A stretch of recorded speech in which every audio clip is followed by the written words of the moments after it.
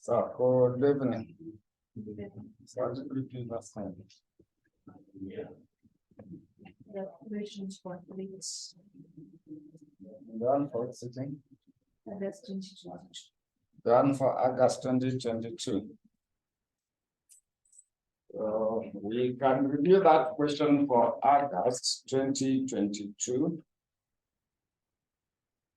We can review the question for August 2022.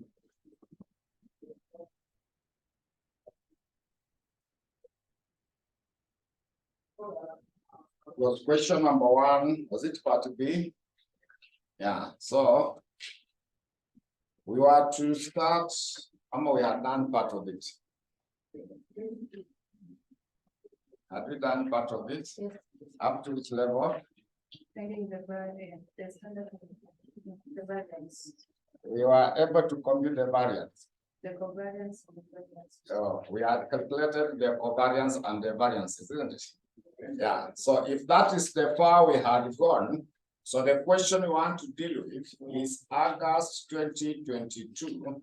It is question number 1, part B. So that question 1, part B, it was about an investor has decided to invest shillings 2 million in the shares of the 2 companies, namely Dela Limited and Alpha Limited.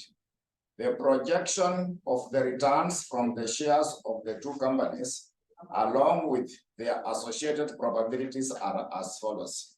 So they gave you probability returns in form of percentages for Dela Limited and Alpha Limited. So required, they wanted you to determine the proportion of each of the above shares required to formulate the minimum risk portfolio. So as I had said before, we are supposed to use that long formula to get the proportions, because the concept there we apply is to get the actual standard deviation for the portfolio. Remember, to get the actual standard deviation for the portfolio, we get the weight of Dela squared, then the variance of Dela like that, then also the weight of alpha squared. Then we also come up with that. Then we add to the weight of Dela multiplied by the weight of alpha multiplied by the covariance between Dela and alpha like that. Then you are to get the square root of this.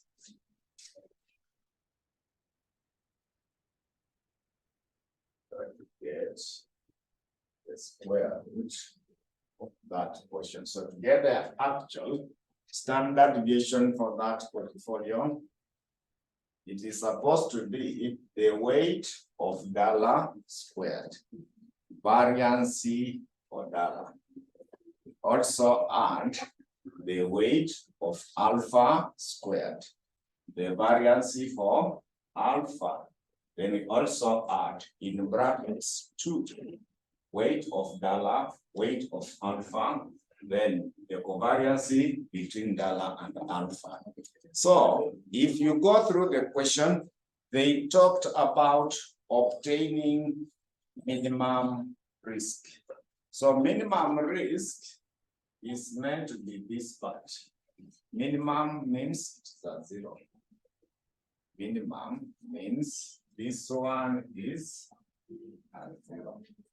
So being at 0, the question one is to get the weight of Dela and the weight of alpha.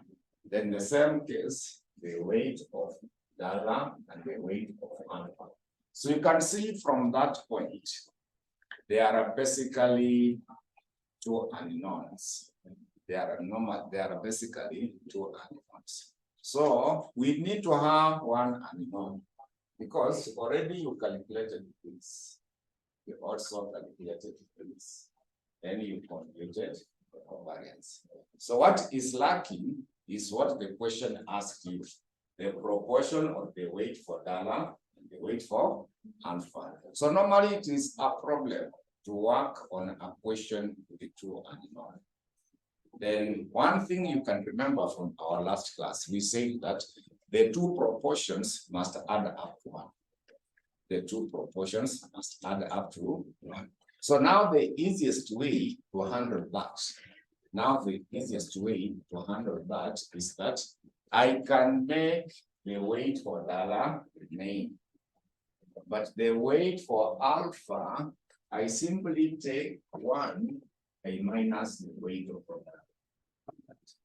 So this part for the weight of alpha, I simply take 1, I subtract the weight of dollar. So that is what I will do, so that I'm left only with 1 unknown. So to get the weight for alpha squared, it is just 1 minus the weight of dollar, then we square it. Then you will also come here, where there is the weight for alpha, just make it 1 minus the weight of dollar. That is now how we are going to remove 1 unknown. Because when you combine them together, they add up to 1. Then it will be a problem to have a question with 2 unknown. So for me to have only 1 unknown, whereby, because you calculated this, you calculated that, you also calculated this. So you are only having these 2 unknowns, which are the same things, which are even though these ones are squared. So I don't want to give you trouble in terms of substituting until you get this. There is a simpler way to be able to present it. So in a simpler way to present it, we want to get the weight of dollar, which is this one, which is the same. And now you can also see that. So making the weight for dollar to be the subject, we normally start with the variance of alpha. You start with the variance of alpha, then you subtract the covariance between dollar and alpha, like that.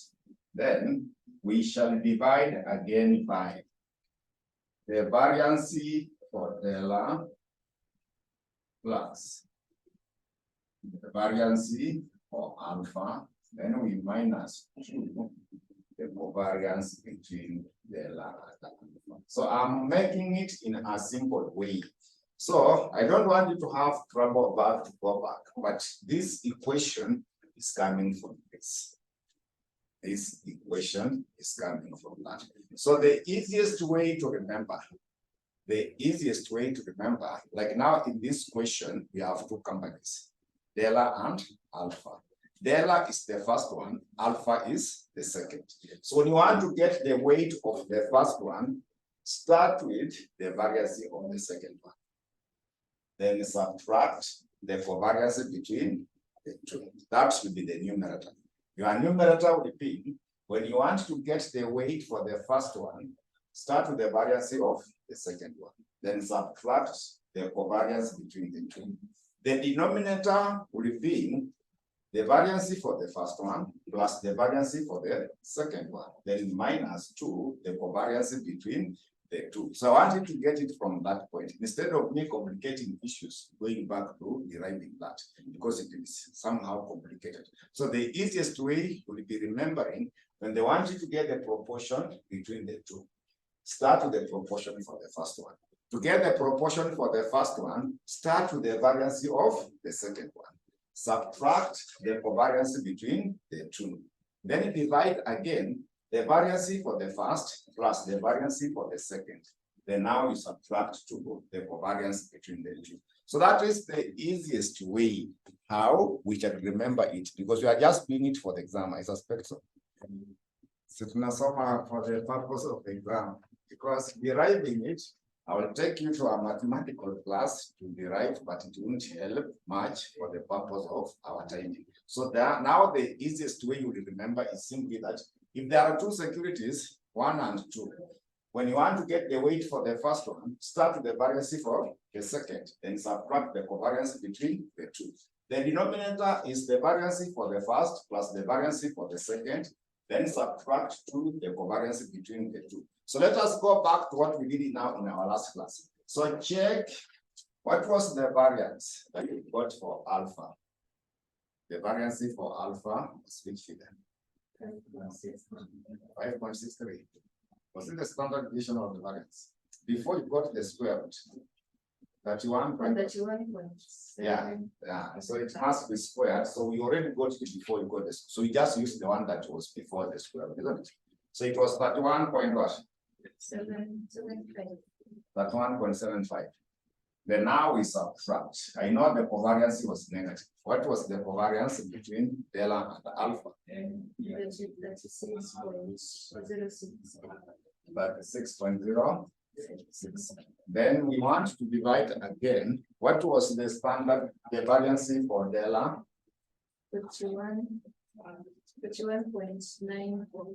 41.94. 41.9. Then we add the one for alpha is which here? Oh, sorry, 31. 31.7. Then we subtract 2 multiplied by negative 36. So that now we get those proportions.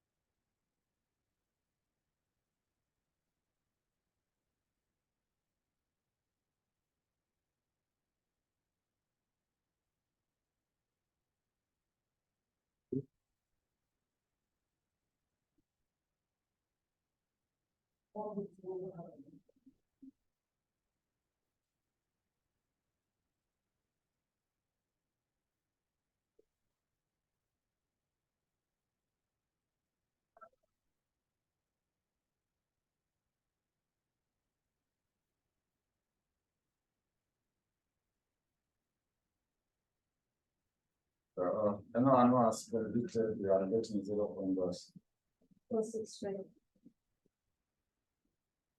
all of us are getting 0.4. Yeah. Remember, this one is a negative and a minus. They turn to be positive. Yeah, the same case for this one and that. So we are saying it is giving us 0.465. So that is now for delta, but we require also the one for alpha. So now the one for alpha, we subtract it from 1. So we want now to get the one for alpha. We want now to get the one for alpha. Now we're going to complete the one for alpha. So the one for alpha, limited, simply take 1, then we subtract 0.465. So it should be able to give us 0.53.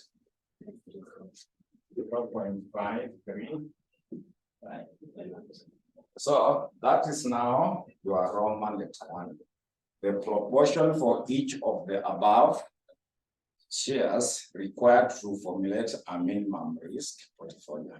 And finally, now Roman letter 2, amount in shillings that should be invested in each share using the proportion determined in Roman letter 1 above. So we start the amount for delta. So amount for delta limited. Simply take the proportion, which is 0.465. But this one, you mark for the amount invested. You see the amount invested in the first paragraph was 2 million. So simply take 0.465 of 2 million. So that will go together. Then the one for alpha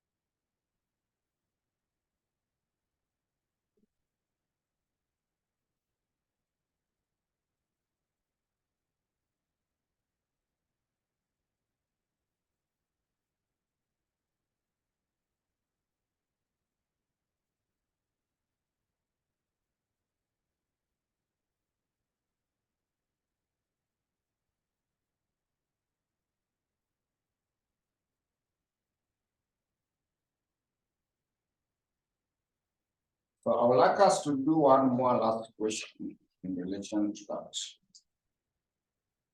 And one more question.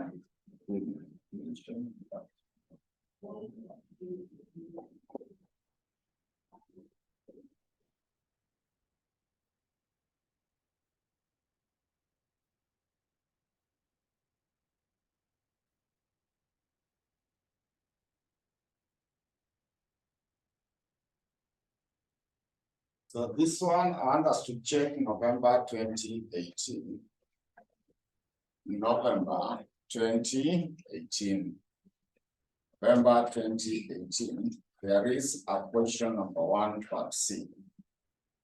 November 2018, question number 1 part C.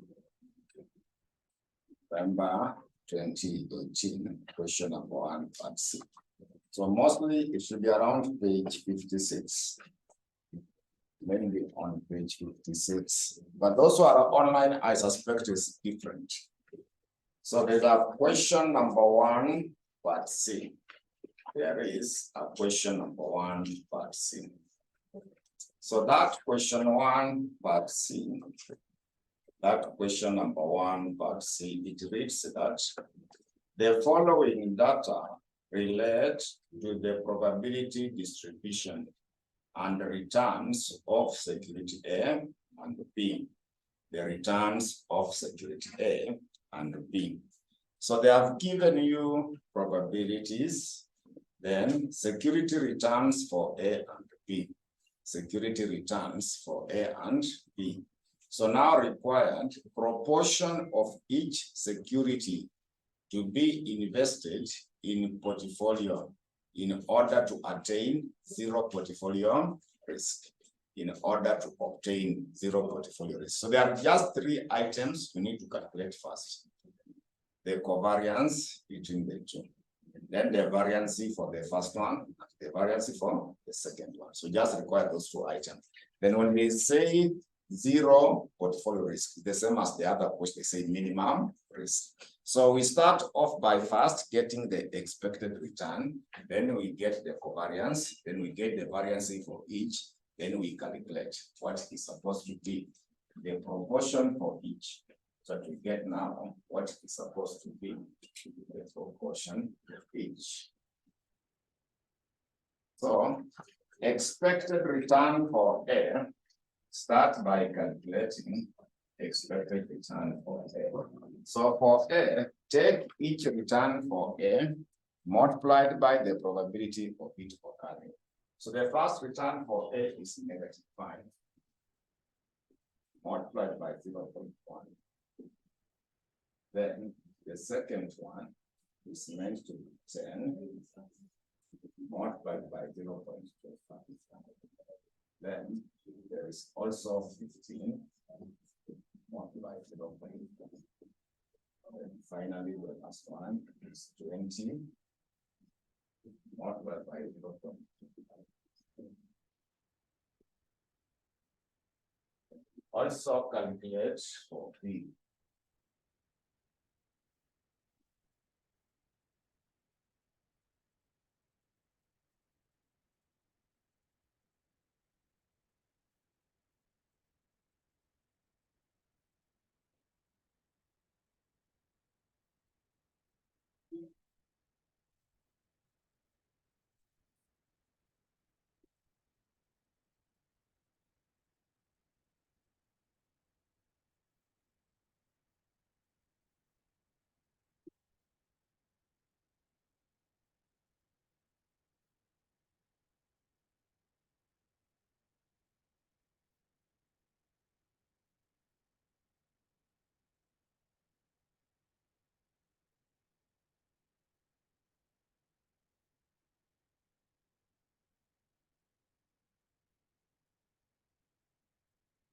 So that first one should give us around it here. 13. That is 13. The second one. 8.7. 8.7. Yeah, so let us now get the covariance. So to compute the covariance between A and B, just get the summation from the first. So there are 4 of them. Yeah, so return for A minus expected return for A. Then return for B minus expected return for B. Then multiply by the probabilities.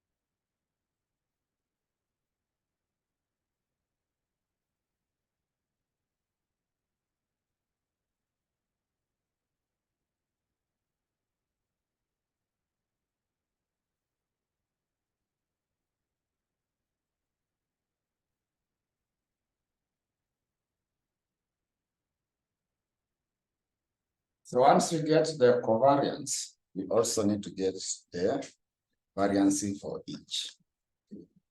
Once you get the covariance, you should also be required to get the variance for each. You should also be required to get the variance for each. So we also need the variance for A.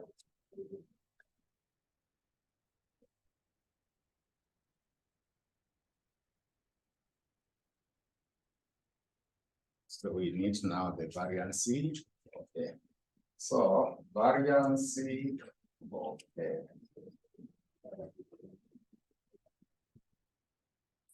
Just take the return for A minus expected return. We square then multiplied by the probability. So the first return for A is -5 minus 2.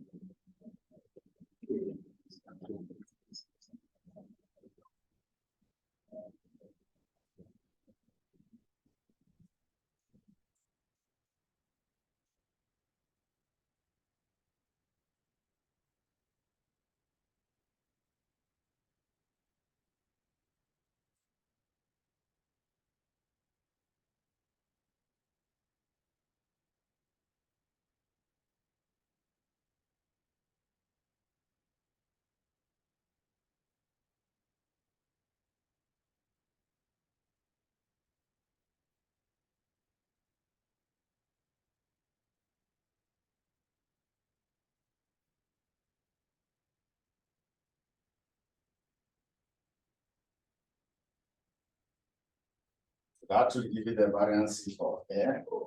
And you'll also be required to get the variance of B.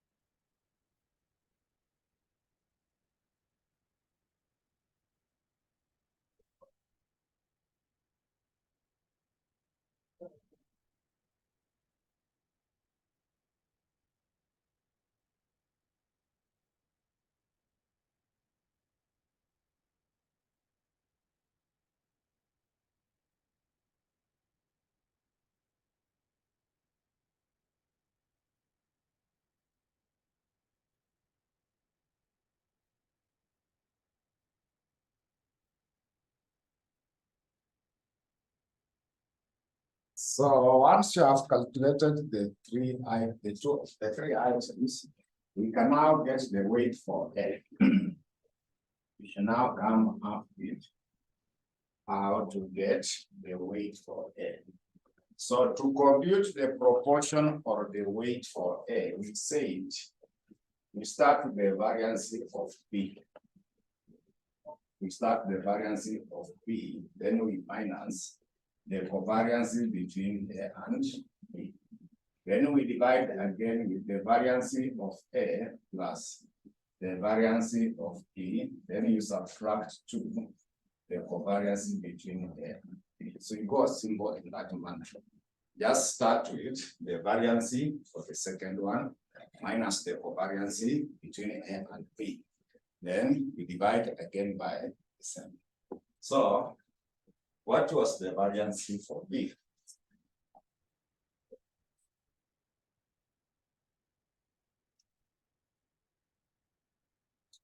$29.69. And the covariance is negative what? 21.25. 21.25. Then how about the variance for the first one? For 48.5. 48.5. And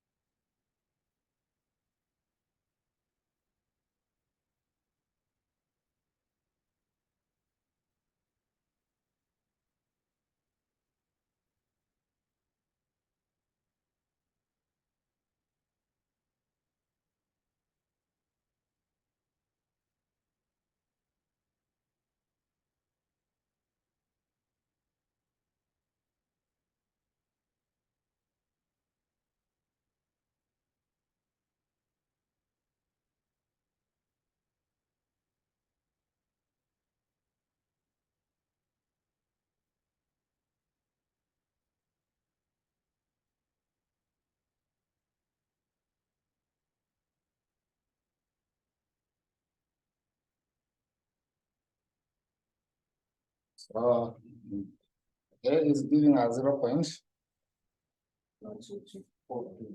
Then the other one is 0 points.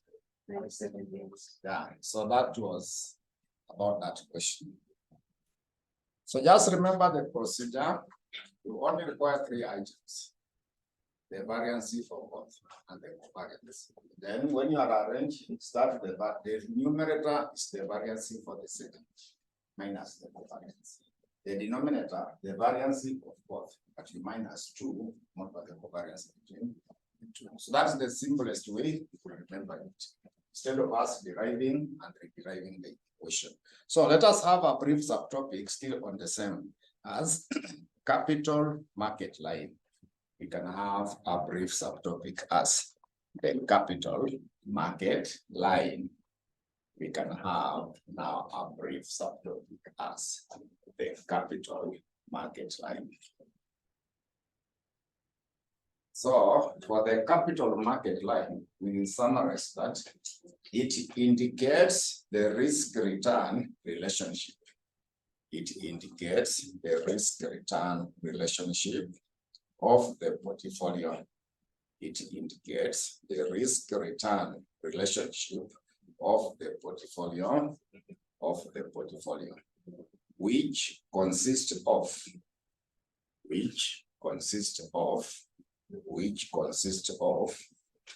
risk-free securities, which consist of the risk-free securities, and risk securities, risk-free securities and risk securities, It normally originates from the risk-free rate. It normally originates from the risk-free rate. And it will pass through the market portfolio. It normally originates from the risk-free rate, and it will pass through the market portfolio.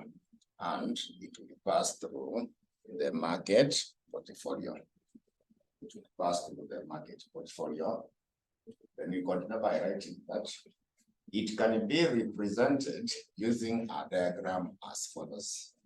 It can be represented using a diagram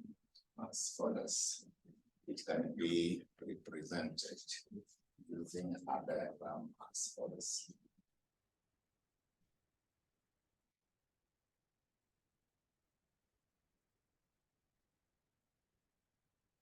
This side have returns, then this side we have the risk.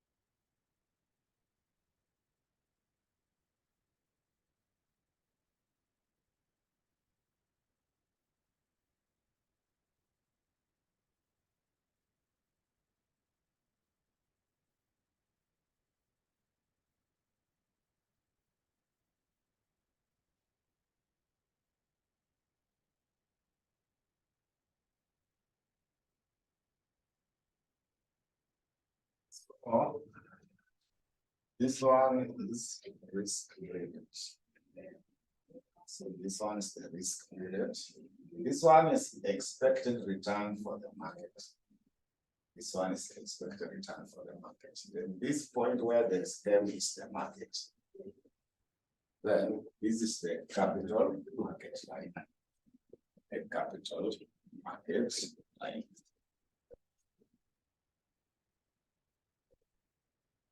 And this is the standard deviation for us. Remember, the risk is the same as the standard deviation. The risk is the same as the standard deviation. So the risk there is the same as the standard deviation. So this is the risk, which is the same as the standard deviation. This is the standard deviation for the market. Then this is the expected return for the market. That's why they are meeting at the point of the market. Then we have said to originate from risk-free rate. Risk-free rate, it will pass through the market. So this one is capital market line. That one will be the capital market line. So we come up with so This denominator is the risk, which is measured by the standard deviation. So this will be the standard deviation for the market, the expected return for the market. So where the two meet, so capital market line will originate from the risk-free rate, it will pass to the market. So they normally ask you to draw that diagram. They normally ask you to draw it. So I want us to get one of the question from the first paper, just for the explanation purpose, how to come up with that. So like now, there was a question. There was a question.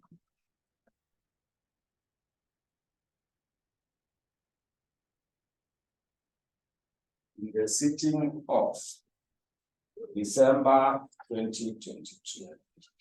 December 2022. There is a question number 2, part B. December 2022. There is a question number 2, part B. December 2022. There is a question number 2, part B. That question 2, part B for December 2022. Mine's on page 5. So that question reads that the following information, that's on page 5. The following information is provided on the market. Which page 5?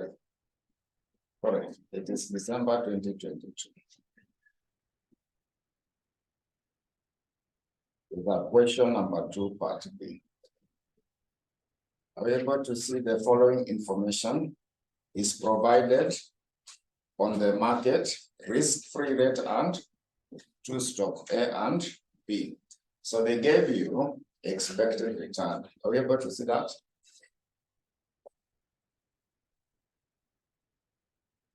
Are we able to see that question? Beginning with page yours. Or page 11. They are saying you go to page 11. So there is that the following information is provided on the market, risk-free rate and two stocks, which is A and B. So treasury bill rate is given, then index S and P 500 index. There is stock A and stock B. Expected return and correlation with the market and the standard deviation. So required, you see Roman letter 1, draw what? The capital market line. So we require 3 points to draw the capital market line. We require 3 points to draw the capital market line. One of the points is the risk-free rate. So risk-free rate is given by the treasury bill rate. The treasury bill is the government security. Government security, the government will always pay. Yeah, that's why it will represent the risk-free rate. Then you require expected return for the market. Then S and P 500 index. Index will be the market. There will be security exchange index that represents the market. You see S and P 500 index. That will represent the market. So expected return for the market will be 11. Expected return for the market will be 11. Then the risk-free rate is 4%, the treasury bill rate. Then we also require the standard deviation for the market. We also require the standard deviation for the market. So the question gave you the standard deviation for S and P index. Yeah. S and P index represents the market. So that standard deviation for S and P 500 index, you can see 15%. So you only require those 3 points. Risk-free rate, expected return for the market, and the standard deviation for the market. Then you create the scale based on that. You create the scale based on that. Like now, treasury bill rate has given us what? 4%.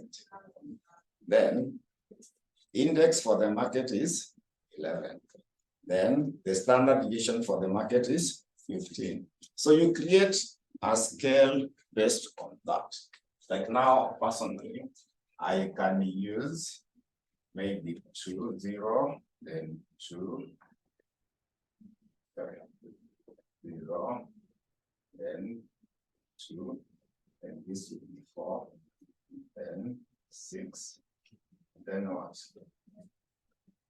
Maybe 8, maybe 10. Mine was not on scale, isn't it?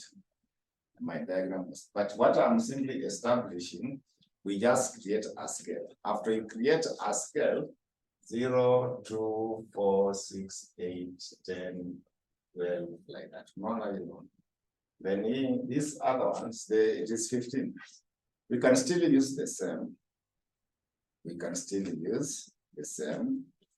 Yeah, 2, 4, give your space. Give that kind of this space. So we can have 2, 4, 6, 8, 10, 12. Then maybe up to 15, because this other one is also up to 15. Then once you have that, go to the one for the risk-free rate, which is 4, you produce that line. Go to the risk, which was 4. Where there is 4, you put there the risk-free rate, you produce that line. Then go to the market. The market is 11, expected return for the market. Where there is 11, just put the expected return for the market. Extend it. That. Go to where there is 11. We draw it. Then you come down in here, you identify the standard deviation for the market, which is 15. So look for where there is 15, then extend it out. Look at where there is 15, then you get it. So where the standard deviation for the market is meeting the expected return for the market, put there M. Where this line going up and the one up there, they are meeting, put there the market, put there the market. Then now your capital market line just start from the risk-free rate. If you pass through the market, you extend it like that. You extend it like this. So that will give you a diagram for the capital market line to be able to do the diagram for the capital market line. So you just require 3 points. Once you can be able to get the 3 points, create the scale based on those 3 points. Then it will be now easier for you to come up with that. It will be easier for you to come up with that capital market line.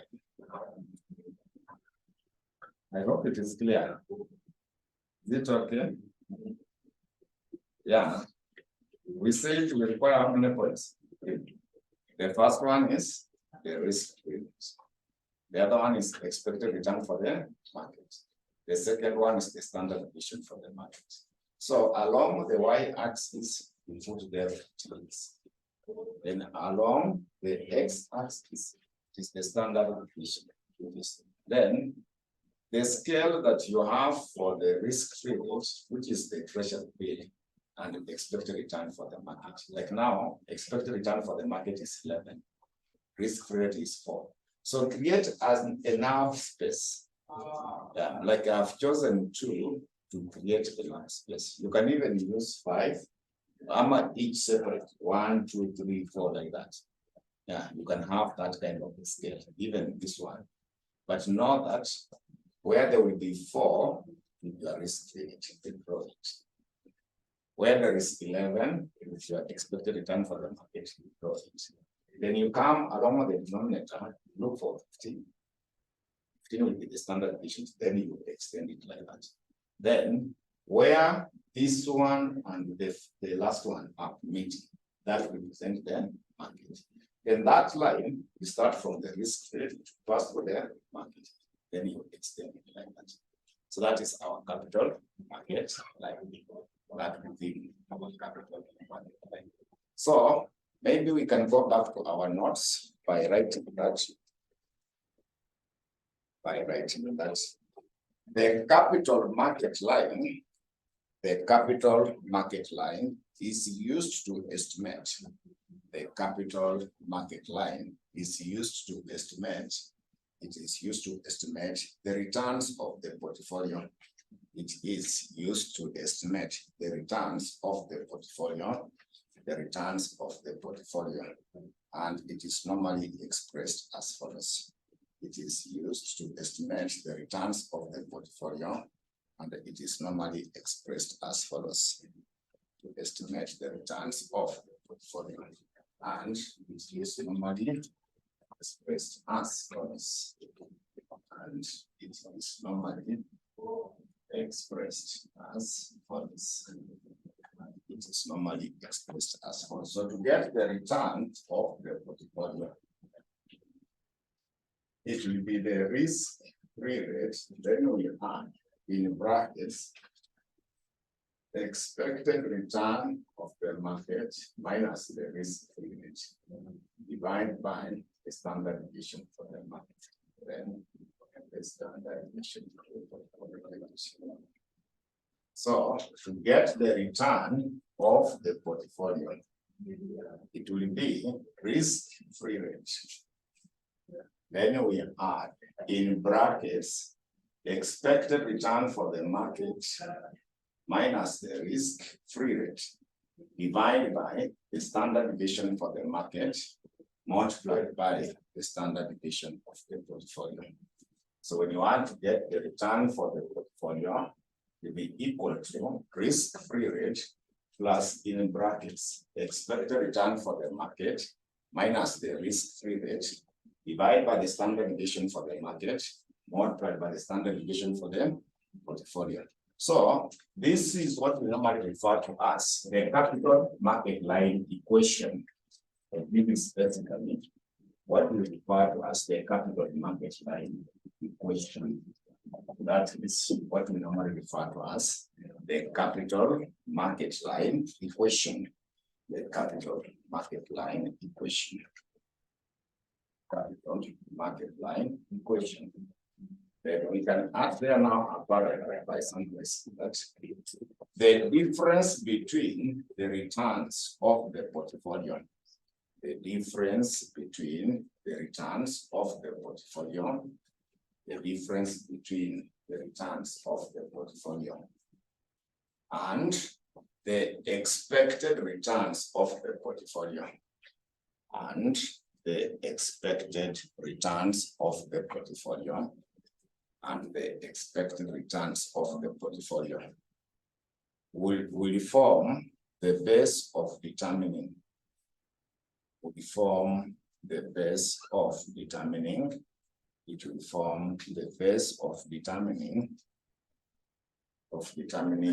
whether the portfolio is correctly valued as follows. The base of determining whether the portfolio is correctly valued as follows. The base of determining whether the portfolio is correctly valued as follows. Determining whether the portfolio is correctly valued as follows. So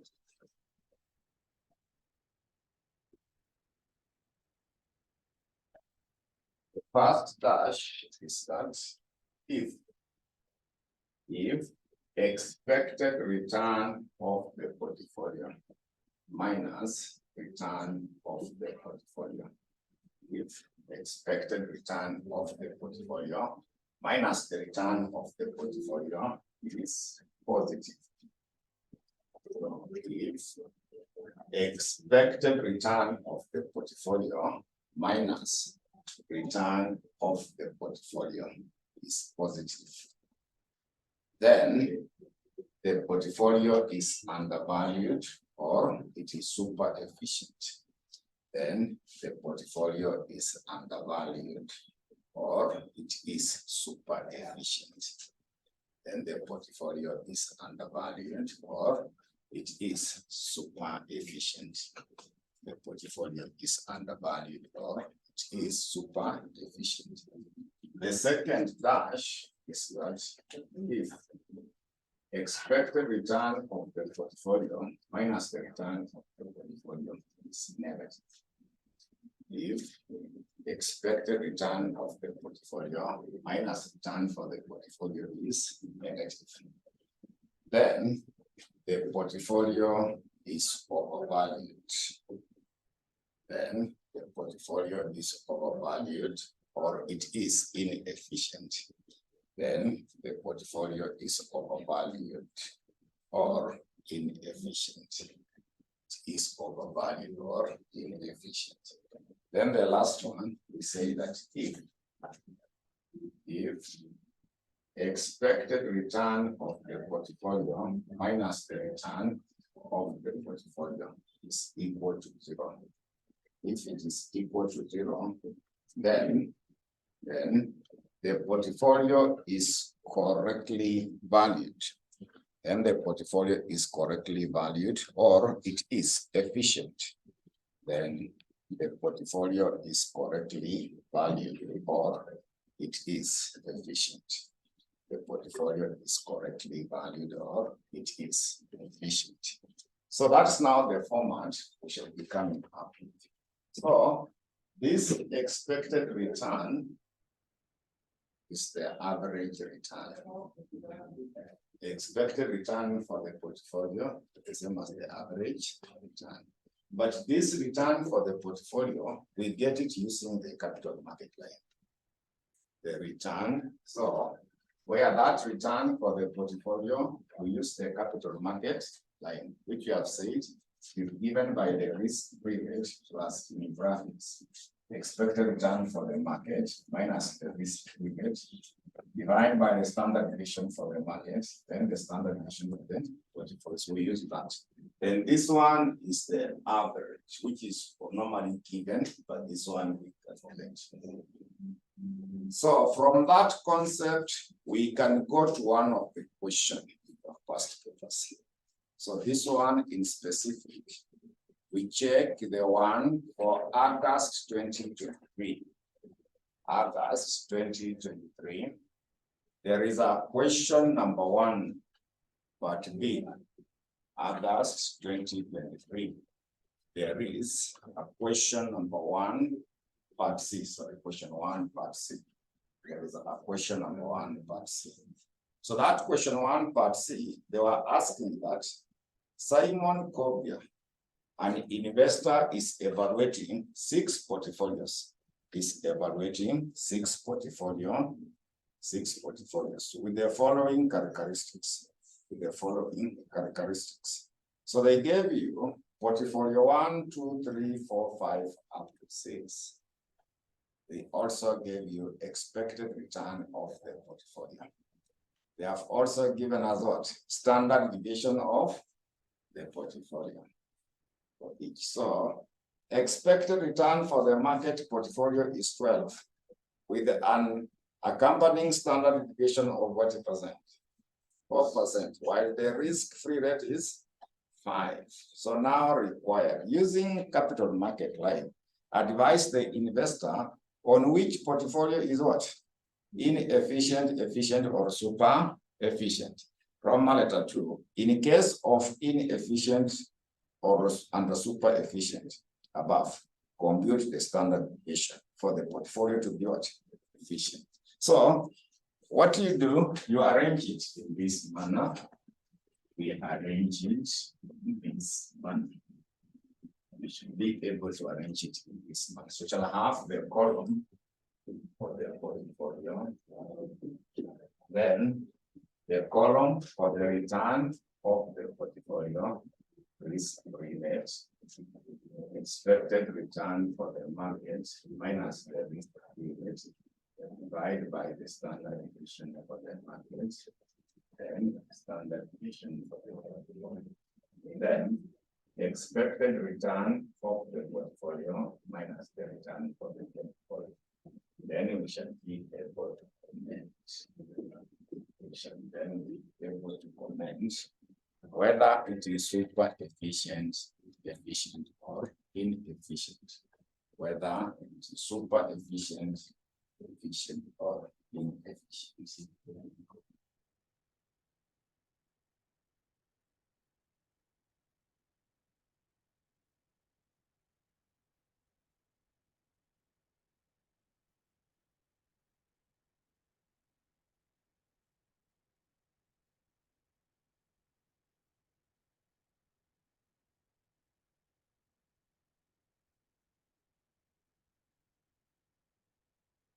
So we start with portfolio one.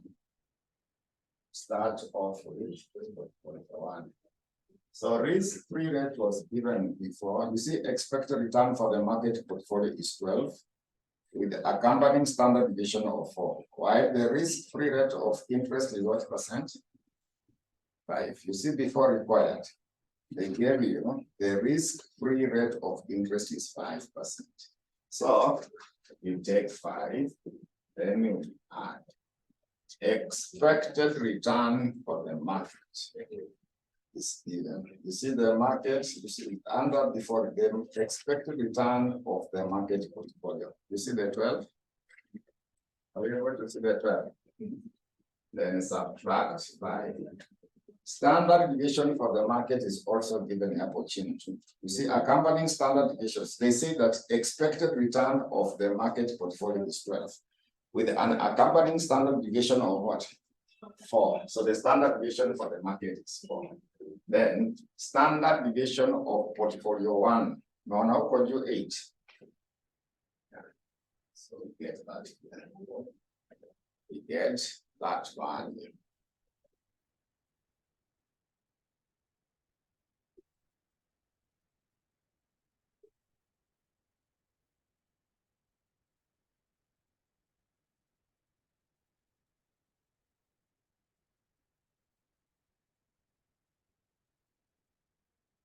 Not fair, which figure? 19. 19. Yeah, so that you're not fair, 19. Expected return for that portfolio is given. Mon, are you able to see upward view? Expected return of the portfolio 1. Tumepewa 19. And tuna calculate tukapata 19. So the difference is 0. So kwa notes tumesema the difference is 0, it is what? Correctly valid or efficient. So the comment there indicate they are correctly valid or efficient. Correctly valued or efficient. Correctly valued or efficient. So that is portfolio 1. We go to portfolio 2. So it will be 5 plus 12 minus 5 divided by 4. What is only changing is the standard deviation for the portfolio 2. Standard deviation for portfolio 2 is what? 12. So you have 12, then we get the figure for last.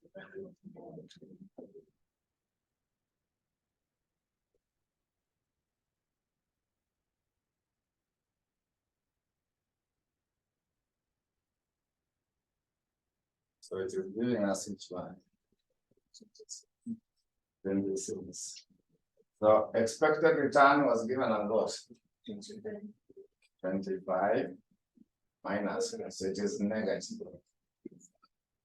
So when it is negative, we say it is what? Inefficient or overvalued.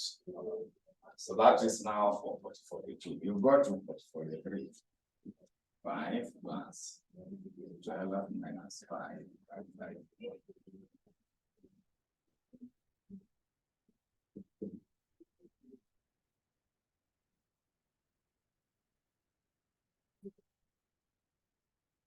So this one is giving the 6 figure. 15.5. Yeah. Then we are given what? 16. So this one is what? Positive 0.5. Yes. So when it is positive, we say it is what? It is super efficient. So can we do the same for number 4, number 5, and 6? So we do the same for number 4, number 5, and 6.